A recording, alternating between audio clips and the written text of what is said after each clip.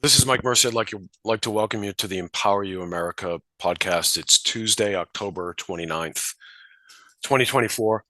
We're going to start off with a take 20. So for 20 minutes, we'll be speaking to Danzel Monk. And Danzel will be discussing the how he views the black vote for the upcoming election next week. Danzel, I want to welcome you to Empower You. Thank you so much for having me on, Mike. It's a pleasure being with you guys. Yeah, thanks for joining us. So we wanted to hear from you.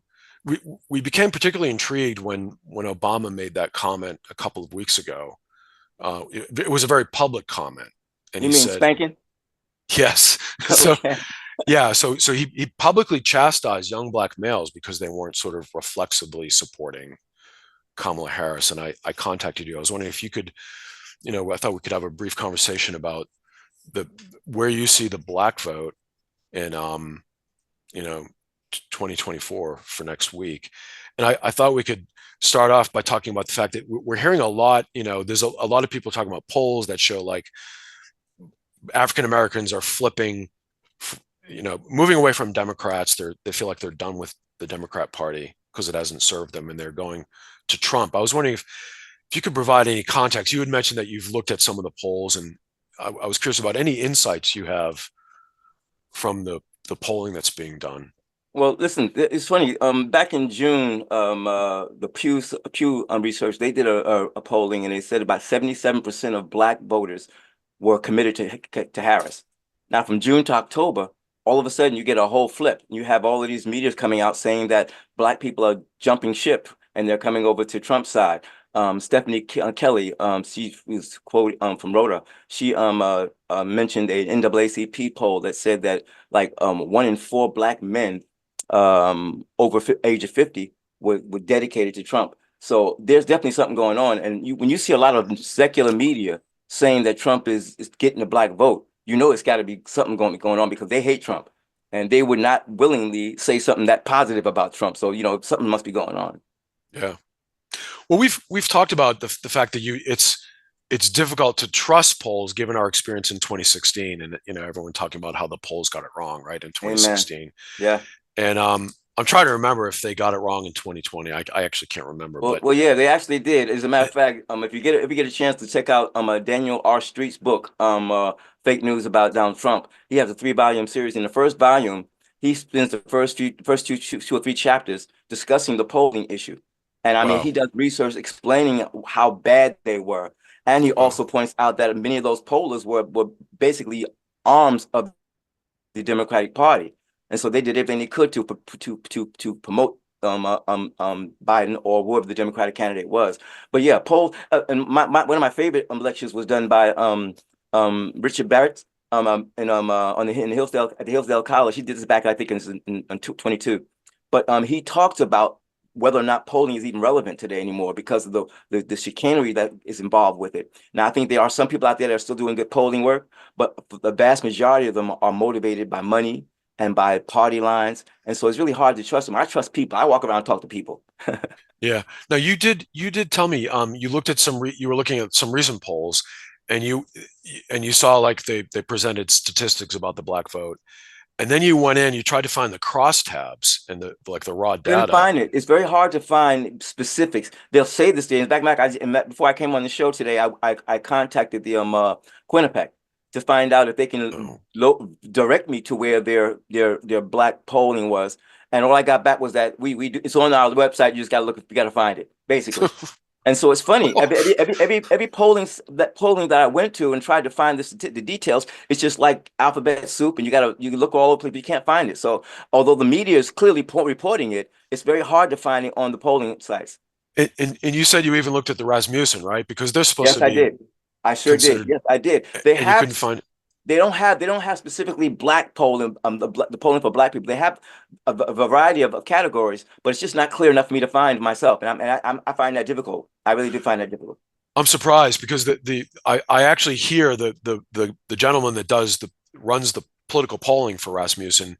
I see him a lot on independent media, and he's often he's often very critical. He'll analyze and lay out like this recent CNN poll or whatever, Hmm.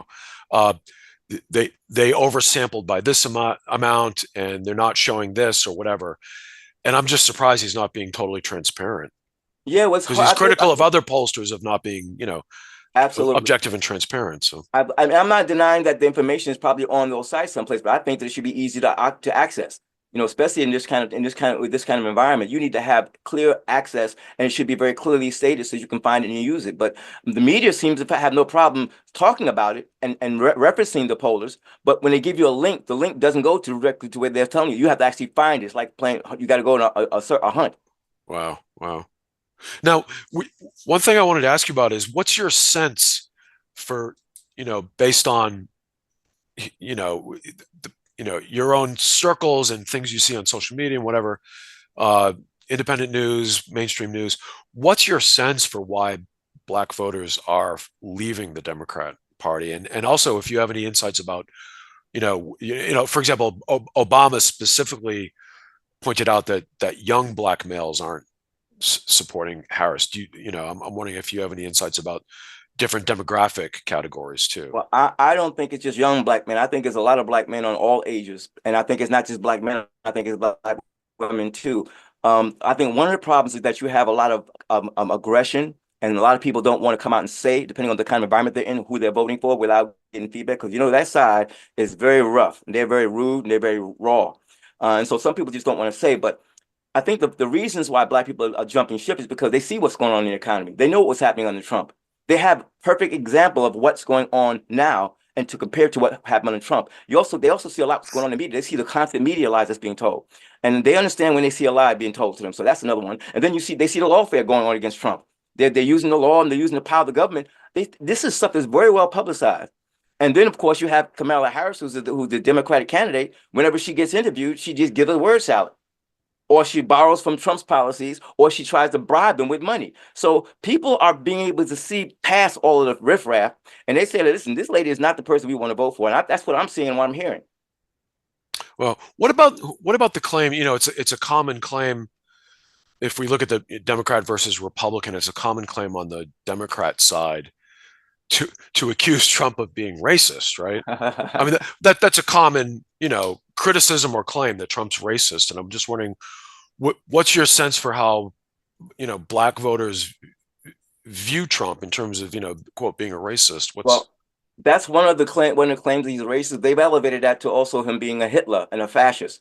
So they're calling him everything but a child of God. That's just the way they are right now. And I think that Black people are aware. Remember, you have to understand that Trump was the man in the Black community not too long ago. You don't go from being the man to being Hitler. People can see through that scam. So I mean, everybody ain't dumb. And I got to make this clear that people are seeing the shenanigans going on in the media, and they hear the way the people are that on the left and the liberal media are trying to bully people into accepting what they say. And a lot of Black people just not going for it. Now, again, I'm not going to say that there aren't a lot of Black people that are drinking the Kool-Aid, because there are. And I think that when I talk to them, see, I don't just go by what I'm seeing in the media. When I talk to these people, I present to them facts. I actually, why are you doing it, voting for Harris, or why do you like Harris, and why do you hate Trump? And they'll tell me their reason. And every time I ask them this question, they repeat the exact same thing that's being said in the media. I mean, word for word, using the same vernacular. So there's no question in my mind that they think they know Trump, but what they really know is what the liberal media is telling them about Trump. So when I shoot all of those down, and then I ask them, do you still believe that what you believe? They say yes. So this is an emotional thing. This is a commitment to a party. This is a commitment to race, ethnicity, and it has nothing to do with facts, because they rather believe what the lying facts that the liberal media tells them. Even if you refute them, they keep on believing. Now, when you say they're being bullied, are you saying you're saying by the media, by the news By the media? media, because yes, the media will tell them in no uncertain terms that if you believe in Trump, if you vote for him, you're voting for a fascist, and you are un-American. You are helping the demise of democracy. This is the kind of talk, this is the kind of language that they use. As a matter of fact, on one a poll, black poll, so I think it's called the Black Voter Project. They were listing all the reasons why they claimed people were jumping ship and going to voting for Harris. But every one of their explanations had to do with feeling threatened by Trump. Literally, they use that word threat so often. That's why they see it in the media all the time. Everything is about threat, threat, threat. They're trying to frighten black people into voting for Kamala. Do you think when the bullying happens, I'm imagining it must make people feel disrespected, right? Well, have you been on YouTube lately? There are strings of videos by black people on YouTube that are sticking it to Trump. I mean, sticking it to Trump haters, and sticking it to Obama, and sticking it to Kamala. I mean, they are not falling for it. They are going all in, and they are telling him what he can do with his rebukes and with his accusations. They don't care. Do you think the immigration issue is a driving issue for the switch? Ain't no question about it. Yeah. There is no question about it. Black people know when they're being disenfranchised. Yeah. And it's not just black people. I don't even think in terms of race or what they Right. call race. American citizens are being totally disenfranchised by the illegal, I said illegal, not migrant, illegal aliens.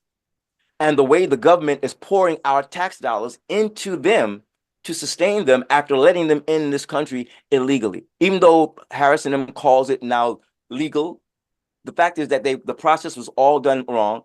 And every time they do that, and the larger those crowds get, the more American citizens suffer. We are all, I mean, people are being put out of hotels, and people are being put out of I've heard veterans being put out of hotels so that they can replace them with these illegals. And the tax money is being given to them. I mean, how do you give, some of these people said they're getting apartments paid for 2 years. American citizens never got that. Never mind 2 acres and a mule. No black people ever got their rent paid for 2 years.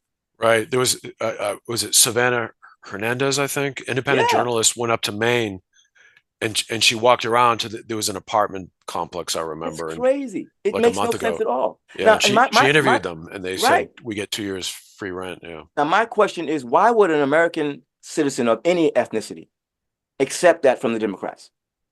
That's just my question. Right. Right. Um, you mentioned some examples of mainstream news people. I guess they're independent, like Don Lemon, right? Oh yeah, yeah. I was wondering if you could tell me a bit about that. You were telling me Don how. Lemon actually went on the streets. He claimed he went on the streets in a variety of cities throughout America. And he said himself, now you know how much Don Lemon hates Trump. He is a diehard leftist liberal. He himself admitted that every black person he was running into was saying they're going to vote for Trump. Now, this is him saying this. And that tells you a lot about what's going on. So this is why I don't pay much attention to this. The race is very close. I think that the reason why the media keeps saying that is because the Democrats, like they did in 2020, they're probably planning some way to try to rig this thing so that even if Trump wins, they can say that he lost. So keeping that close makes it easy to do that. But the evidence is out there how far he's running away with this thing. And Really? so I'm really concerned about that. I really am. Get concerned about what? What? I'm concerned that the distance that Trump is beating Harris by is being diminished, and making it sound like they're very close, so that at the end, and after they get finished with all of their shenanigans, they'll come out and say that Trump lost. And that's my whole point. If you see that the distance is very long, it's going to be hard for them to do that. So they have to keep on preparing. You know how they always prep you for what they're planning on doing? They prepped us before COVID happened. Everything is a preparation. They want to train you to think a certain way so that you won't be as upset as you would normally be when the verdict comes in. I think, and again, I want to say this before I go up, because I want to make sure I get this in here. In 2020, these people knew that if they just held on long enough after committing the crimes that they committed, and the certification went through, it couldn't be undone. And that's what they were banking on. Now, after all that happened, all of a sudden, now all of the stuff is coming out about what happened back then. All the lies are coming out about what happened. I mean, I heard some Senate hearings where they were saying there were 30-something thousand ballots were missing.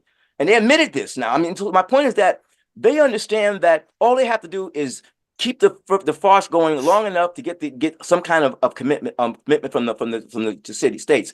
And then if anyone tries to stop it, claim that they're trying to, go against the public. This is the game that they play. Now, I'm hoping they don't let them get away with that this year, because already I heard that there were ballot boxes being burned, and there's all kind of shenanigans going on now.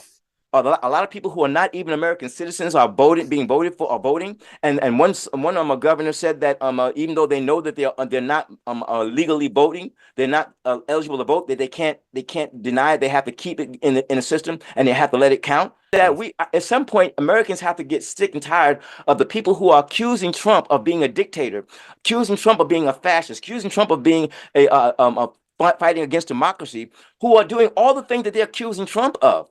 It's time that we wake up and start recognizing that. The last thing I want to ask you about this is, you had mentioned to me that a lot of Black citizens are turning to independent media, and I know that that's a general trend, right? I mean, regardless of race, right? Right, But right. I was wondering if you had anything else to say about that, any comments on that? Here's what I can say about that, that I know for a fact. They don't trust legacy media anymore. People like Joe Rogan, David Rubin, Candace Owens, Liz Wheeler, news networks, sites like the Blaze TV, the Daily Wire, PBD, Valuetainment. They're becoming the go-to sources for information now. And I mean, not just the big shots, like though people like I'm not her name. Her name is Amela Akpanobi. She's a African American who used to be a diehard leftist, who got red pilled, and now she's a champion for conservatism. She has over 2 million, I think over 2 million viewers now. A lot of social media people are killing it with viewer support better than the mainstream networks. Yeah, there's actually one that I subscribe to, Black Conservative Perspective on YouTube. That is my boy. That is my boy. Yes, he has a 500,000, maybe close to 1 million, 800,000 or something subscribers. You see that people, you can tell by that people know where to go to get reliable information. Yeah. And there's a lot more than that. I'm just giving you I'm just giving you a few of them. There are many of them out there. And I think, let me just say this before you let me go. I think that we should start making a list of these people on our sites and on our platforms, so that people know where to go to get more information, because the regular media is not going to tell them the truth. And as long as they're there, I've had people in my family that I have laid the truth out for, and they still told me they were going to vote for Harris. That tells me that there's more going on than just getting at the truth. Wow. All right. Well, hey, thank you very much. It was really insightful. We appreciate it. And maybe we'll have you back sometime next spring, talk about what happened in the election. Hey, I hope it's during the time that Trump is president. Okay. Thank you so much for having me. I appreciate you guys. All right. And I'm glad the work you guys are doing. All right, great. Thank you.